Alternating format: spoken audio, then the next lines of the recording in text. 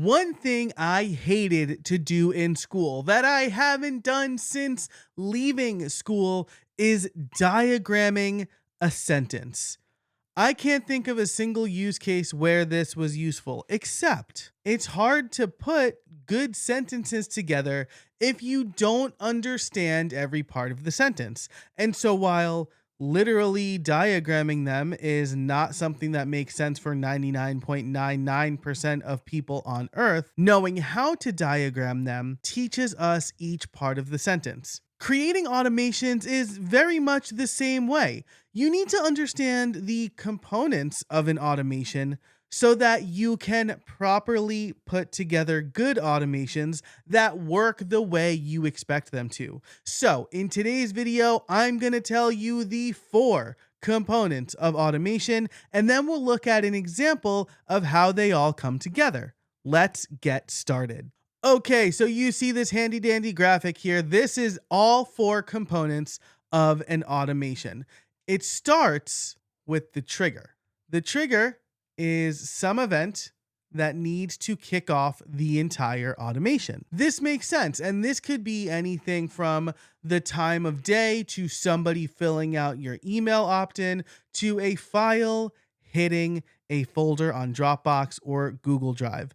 In previous videos, we have looked at automations where the trigger is a new podcast episode is published or a new YouTube video is published on a channel. This trigger can be any inciting incident. So the trigger is some event that kicks off the entire automation.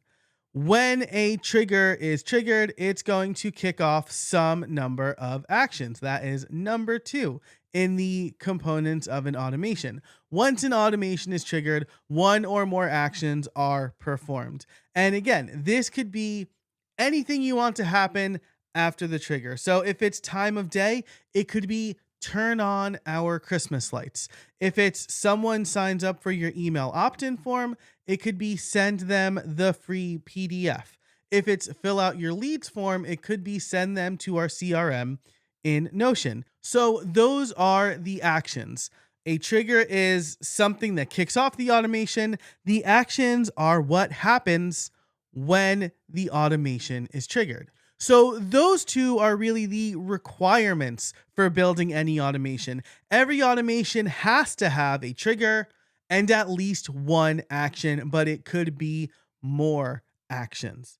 The next 2 are optional, but super helpful depending on what you're trying to do. The third component of automation is the condition or conditions.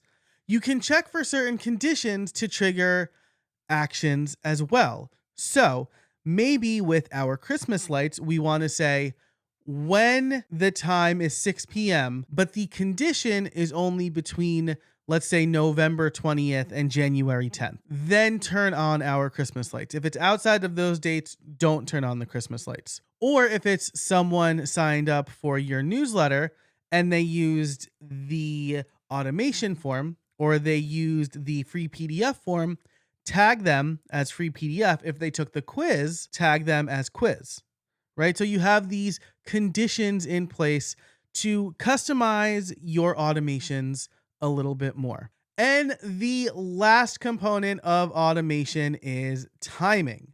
So you can run automations immediately or at specific intervals. So timing can be, again, happen immediately, or it could be happen every 2 minutes, every 3 days, every 2 months. Timing is going to depend on a lot of things. How often do you need to run the automation is really number 1. If you are promising to send something immediately, then it should run nearly immediately, or at least every couple of minutes. If you publish a new podcast episode only weekly, then you only need to run the automation weekly. It's also going to depend on, if you're using Zapier, how many tasks you have available. You don't want to run an automation too much and blow through all of your tasks for no reason. So I would encourage you to use a little prudence here when you are trying to figure out the timing. Watch more videos on this channel to figure out what a good cadence is. Some will run immediately, and Zapier does account for that, but some you can choose how often they run. Now let's look at an example. When a new database item is added to Notion, I want to add the email address included in that new database item to Kit. So this has all 4 components we just talked about. And here's how they shake out. The trigger is new database item. This automation specifically actually attaches to a Notion form. When someone fills out the Notion form, it gets added to a Notion database. So new database item is the trigger for this automation. The action is add subscriber to form. One of the fields in the Notion form is email address, and that's what we're passing to Kit. The condition here is only if they have not opted out. So this form in particular is send me some feedback for the podcast, and if you want it, I will send you a free template. So they are automatically opted in and they have to choose to opt out. If they have chosen to opt out, stop this automation. I don't want to add them to my mailing list. So that's the condition. And then timing is every 2 minutes. This is something I'm promising they get when they submit the feedback, when they fill out the form. And so I don't want them to have to wait days before delivering on that promise. 2 minutes seems good enough. That seems like a short enough interval that people don't think something has gone awry, but it's not happening immediately. So if the form gets slammed, I don't have to worry about blowing through all of my tasks or overloading my system. So this is all 4 components at work: the trigger, the condition, the action, and the timing, or the trigger, the action, the condition, and the timing, to present them in the same order where I just presented them. So that's it for this video. Let me know what you think. If you have any questions about this, particularly about timing or conditions, because those are the 2 things that I don't feel are covered a lot, and there's probably a lot of ground to cover, leave a comment below. If you liked this video, be sure to like and subscribe to this channel. And until next time, I hope you find some space in your week.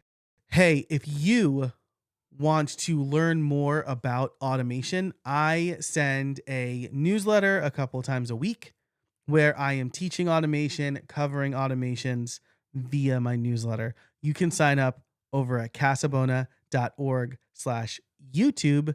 That's casabona.org/YouTube. I'll leave a link in the description as well.